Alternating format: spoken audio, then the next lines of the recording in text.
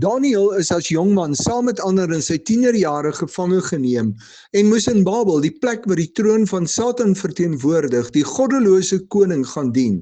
Die druk was baie groot om die goddelose leefstyl van die koningshuis in die land te aanvaar. Die maklikste vir hierdie jongmanne sou wees om God te verwerp en die afgode te aanvaar. Daniel en sy 3 vriende kies om God eerste in hulle lewe te stel en geniet God se guns.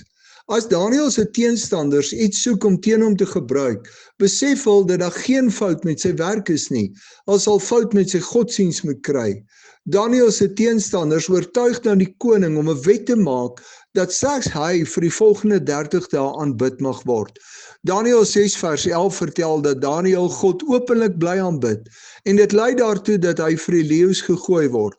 Daniel 6 vers 22 tot 24 vertel dat die Here 'n engel stuur om die leeu se bekke te sluit en dat Daniel niks oorgekom het nie.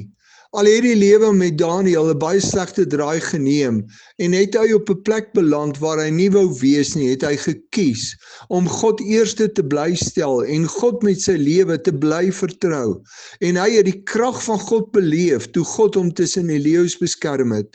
Al bring die lewe jou in hierdie jaar op baie slegte plekke en in omstandighede waar jy nie wil wees nie, bly God vertrou. 2 Korintiërs 12 vers 9 sê dat God se krag juis in ons werk as ons baie swak is. Gaan jy die Here bly vertrou as hy met jou paaie loop waar jy nie wil wees nie?